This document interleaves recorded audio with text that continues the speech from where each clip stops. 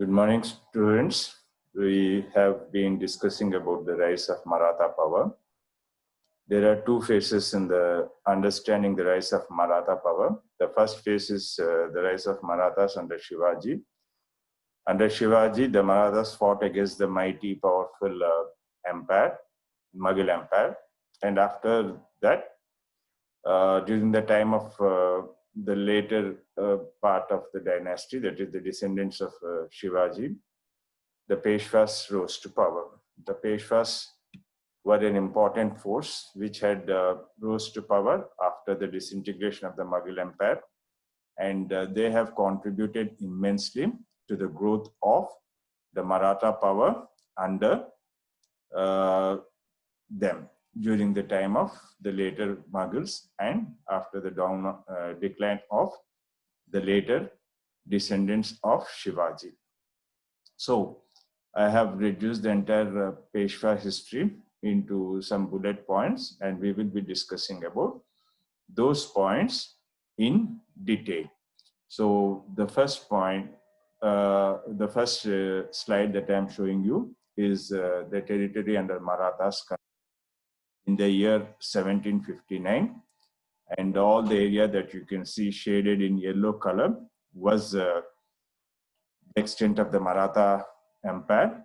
In the initial stages, it was when the Marathas were under the control of Shivaji, it was not extended to such territorial limits, but at a later stage, under the Peshwas, the Marathas extended their empire to the maximum territorial limits possible.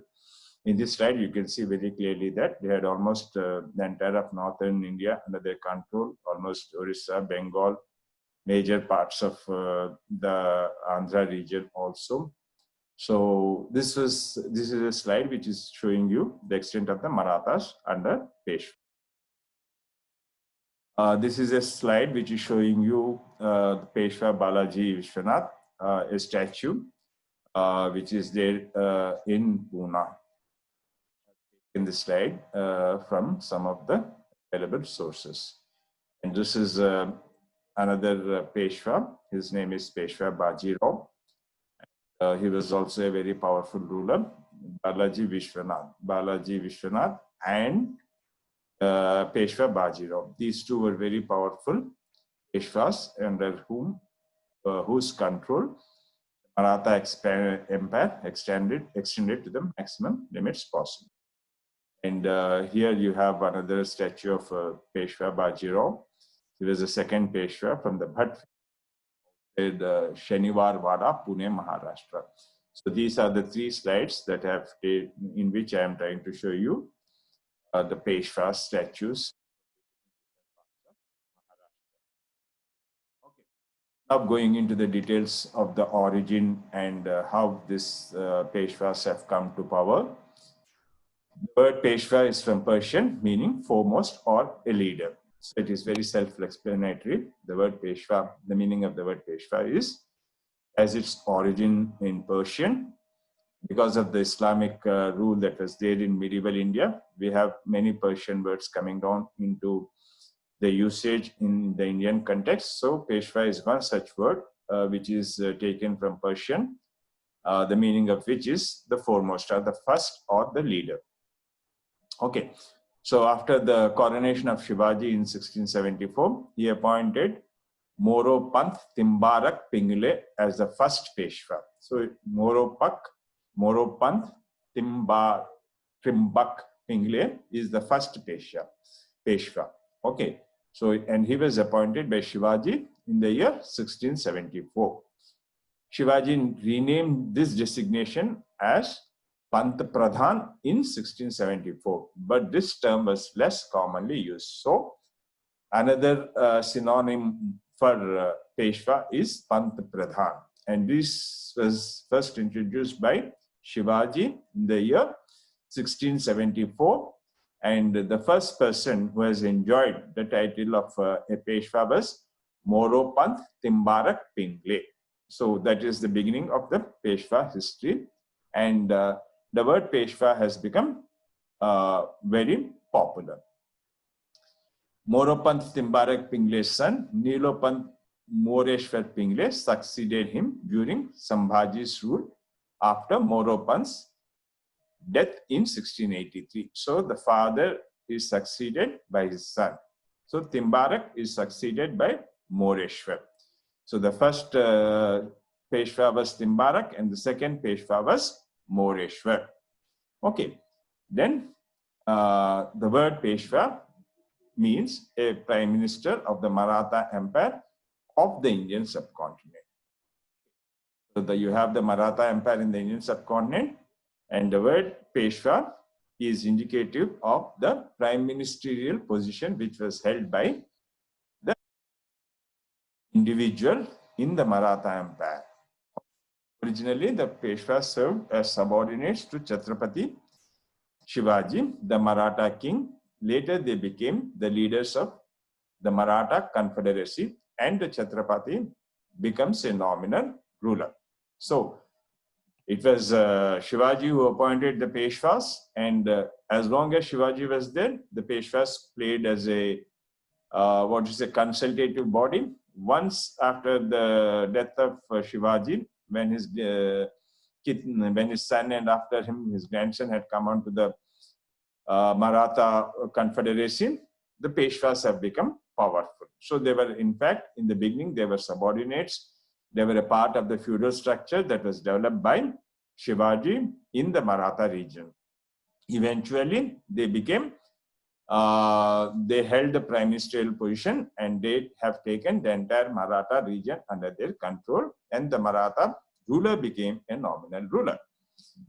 Okay, so during the last years of the Maratha Empire, the Peshwas themselves were reduced to titular leaders and remained under the authority of the Maratha nobles and the British East India Company.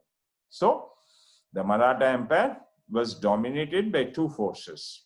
One was the Peshwas, who were serving the Maratha Empire, and the other force, which was not serving the Maratha Empire, but had taken parts of Maharashtra under their control, was the British East India Company. So after the decline of the Maratha Empire under Shivaji, two major forces have taken control over the Maratha region. One was the Peshwas, and the other one was the British East India Company. The Maratha War of Succession between Tarabai and Sahu resulted in latest victory and assumption of Maratha throne as Chhatrapati. Sahu and Tarabai had a war of succession, and this is one of the first wars of succession in the Maharashtra region. And after that, the Maratha throne went into the control of Sahu. So in the year 1713, Sahu appointed Balaji Vishwanath. Bhatt is the family name. So Balaji Vishwanath Bhatt as Peshwa.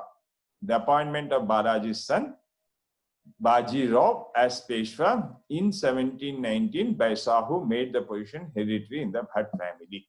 So Shivaji appointed Peshwas, and after him, Sahu appointed Peshwas. During the time of Shivaji, the Peshwas were a consultative body, a body which was in service of the Maharashtra Empire or the Maratha Empire. But eventually, during the period of Sahu, when Sahu had appointed Balaji Vishwanath, and at a later stage his son Baji Rao, they became very powerful, and the Peshwaship became hereditary in the Bhatt family. Okay, so this is the origins of the Peshwas. So up till now, we have discussed about the origins of the Peshwas. So Baji Rao proved his loyalty by controlling the feudal chieftains who wanted independence from the Maratha Empire. So, see, provincial political autonomy or provincial political ambitions have been the order of the day.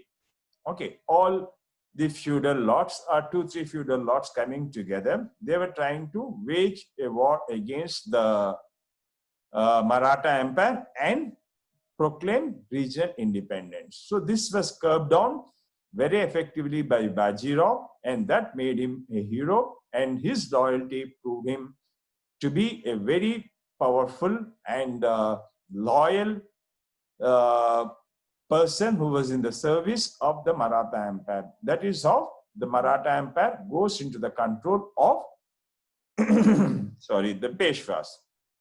Okay, so the rebellion of General Trimbarak Rao Dhabade, the Senapati, commander-in-chief over Chauhatai revenue collection of Gujarat is one such example of such internal Maratha feud. So I was just telling you that there were some kind of regional political ambitions coming up. So Timbarak Dhanabe is one such example where in the area of Gujarat, where he was given the right to collect revenue taxes, had revolted against the Peshwas, and he was put down very effectively by Baji Rao. So this is, I have given this as an example where you can take that provincial leaders were having political ambitions during this particular period. See, this was an order of the day. Almost every kingdom which was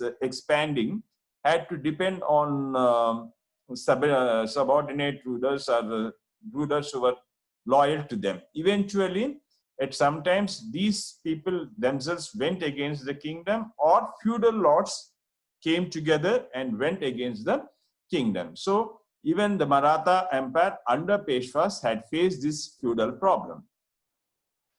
Okay, so the followers of Baji and Timbarak clashed on the Battle of Bilhapur in April 1, 1731, and Timbarak was killed. In gratitude, Sahu gave the Peshwas and the Bhatt families had developed an uncontrolled, unchallenged control over the Maratha Empire. So that is how, when Timbarak was defeated and was killed in the Battle of Bilhapur, that made the Peshwas most powerful, or the most important family. The Bhatt family becomes most important, and a family which was controlling, or which started controlling the Maratha Empire from the times of Baji Rao I. Okay, so who also appointed Baji Rao's son as Peshwa in 1740. Gave considerable authority to the Peshwas to command the Maratha armies, and they responded during his reign. So the Peshwaship came from Balaji to Baji Rao, and then it became hereditary, and the Maratha army went into their control, and they responded very well, and the Peshwas became the uncontrollable masters of the Maratha region. And they had ruled the Maratha region from 1740 onwards, which they gave them unconditional authority over these regions. So at the time of his death in 1749, Sahu made the Peshwas his successors under the conditions Shivaji's descendants, who remained as the titular Raja of Satara, were called Swami or Marathi, the real owner, by the Peshwas, who reported to them, and officially they were to seek guidance from the Raja. So this is how, this is the final blow where the Maharashtra region went into the control of the Peshwas. So in the year 1749, Sahu made Peshwas his successors, as his political successors, with the condition. What was the condition? The condition was that Shivaji, who was a descendant of the Sahu family, should be addressed as Swami. And the meaning of the word Swami is the real owner. So they should address the Raja as Swami, and they can rule on by themselves. And they should seek guidance from the Raja. This was the condition that was put on the Peshwas. And after that, the Peshwas technically became the masters of the Marathwada region. Okay. However, the Peshwa also became a ceremonial head of the state after the Battle of Panipat and the death of Madhav Rao. So that is how the Peshwas became powerful in the Maharashtra region. Okay. The first Peshwa to receive the status of Pant Pradhan was Ramachandra Pant Amartya Bhavedkar in 1689 by Chhatrapati Rajaram. The first Bhatt Deshmukh family, Peshwa was Balaji Vishwanath Bhatt Deshmukh. He was succeeded as Peshwa by his son Bajirao I, who never lost a battle.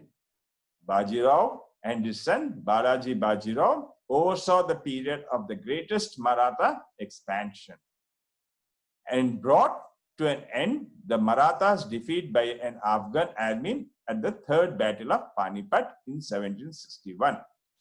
The last Peshwa, Bajirao II, was defeated by the British East India Company in the Battle of Khadki, which was a part of the Third Anglo-Maratha War. So, the Marathas or the Peshwas had three battles. The first Battle of Panipat, the second Battle of Panipat, and the third one is the Anglo-Maratha War. Okay, so second Battle of Panipat, the British East India Company's battle, Battle of Khadki, and the third Anglo-Maratha War. These are the three major battles in the modern Indian history, which speak of the Maratha resistance against the Afghans and against the Britishers and the desire to take control over most part of northern India. This was the contribution when you're trying to understand the political history of the Peshwas. This was the major and significant contribution of the Peshwas during their time. Okay. So we have the Peshwas annexed by the East India Company and Bombay's province, and Bajirao II becomes Bajirao II was pensioned off, and then he becomes the pensioner of the Maratha region. So the Peshwas were, you have two categories of Peshwas. The Peshwas were appointed, some of them were appointed by the Shivaji, and then at a later stage, you have them being appointed by the hereditary principle. Okay, so I will just briefly run through the different Peshwas who were appointed by the Chhatrapatis. In the Chhatrapatis, here I am referring to the Shivaji family, and at a later stage, when it becomes hereditary after the times of Sahu. Okay, so the first, what do you say, Peshwa appointed by the Chhatrapati happens to be Moropant Timbarak Pingle, and he was there from 1674 to 1683. See, the Peshwas who were appointed by Chhatrapatis, they enjoyed their position at the behest of the king. They did not enjoy any kind of a provincial autonomy, or they were service oriented, they were consultative in nature, and they assisted the king in the reign of the king. Okay, so they played an important role, but as a second fiddle to the king. So the first Peshwa was Moropant Timbarak Pingle. He ruled from 1674 to 1683. The second one was Nilakant Moreshwar Pingle from 1683 to 1689. The third man was Ramchandra Pant Amatya from 1689 to 1708. And the fourth one was Bhijirao Pingle from 1708 to 1711. The fifth one was Parshuram Timbarak Kulkarni, and he was there from 1711 to 1713. So you have 5 Peshwas being appointed by the Chhatrapatis. Then the Peshwaship becomes hereditary, and the first man to have enjoyed that hereditary principle was Balaji Vishwanath. He was the 6th. I mean, when you're trying to go through the technical table, he becomes the 6th, but in principle of hereditary family coming from the Bhatt family, he becomes the first man. So Balaji Vishwanath, he was assisted by the Syed brothers in deposing Mughal Emperor Farrukh Shah in 1719, and he was there from 1713 to 1720. So the major contribution of Balaji Vishwanath to the Marathas was he was able to defeat Farrukh Shah, who was the Mughal Emperor, and he was there from 1713 to 1720. That is a period of 7 years. The next important Peshwa was Bajirao, and he was also known as Thore, Thorle. It's a Marathi term which means elder in the Maharashtrian language. So Bajirao and acknowledged as the most influential of the 9 Peshwas. He is said to have fought the establishment of the Hindu Padshahi or the Hindu Empire, and helped conquer central India, that is Malwar and Rajputana, and extended his domains up to Gujarat in the northwest and Deccan in the south, and raided the Mughals in the year 1738 and fought over 41 battles, in one of the few to have never lost a single battle. Died at the age of 14 of sudden fever, and when he was on camp en route to Delhi, he was commemorated in the form of an equestrian statue erected at Shaniwar Wada in Pune. You can see the statue also. I have given you a photo of it. So he was supposed to be, Bajirao I is supposed to be one of the greatest Peshwas, and his empire extended to the maximum limits possible when he was the Peshwa of the Marathas. Next to him, you have, after Bajirao, you have Balaji Bajirao, and he was also known as Nana Sahib Peshwa, and he managed to extend the Maratha territories into the north, into the most of the northwest and east and central India. He captured Attock on the banks of Indus River and Peshawar in the year 1758 in the Battle of Attock. In 1758, under his leadership, the Maratha Empire reached its peak, but his general and cousin lost the third battle of Panipat against Ahmad Shah Abdali in the year 1761. He contributed to the development of the city of Pune, which was the seat of the Peshwas, and built the famous Parvati temple, Lakdi Pool, and established Nana Path area in Pune. Built a water reservoir near Katraj to provide clean water to Pune city.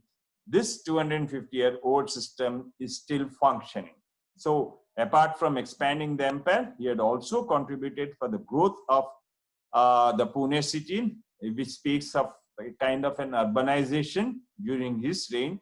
So he was very successful both politically and otherwise. So the next important ruler happens to be Peshwa. Okay, the next important Peshwa happens to be Madhavrao I, who fought with internal dissensions and successful wars with the Nizams.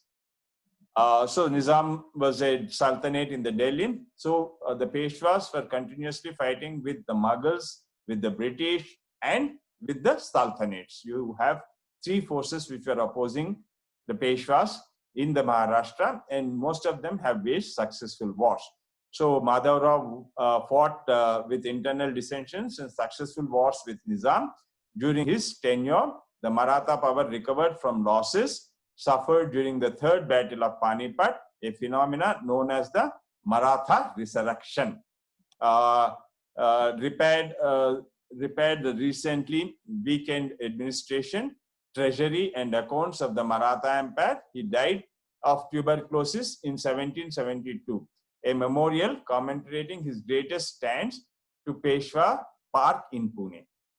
Okay, so these are some of the contributions of Madhavrao, and Madhavrao proves to be a very successful Peshwa. Apart from expanding the empire, he also seems to have concentrated on the administration, treasury, accounts, and he revived. It was a kind of a resurrection of the Maratha power under Madhavrao I. So very successful Peshwa.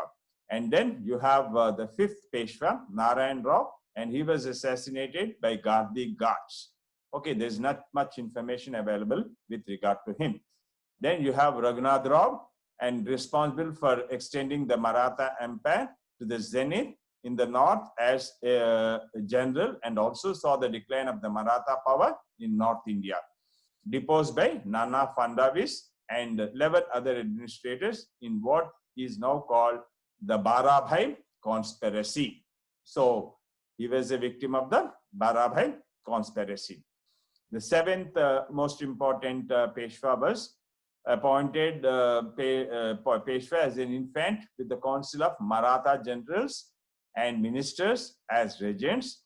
Era dominated by political intrigues of Nana Fadnavis saw the resurgence of the Maratha power in North India.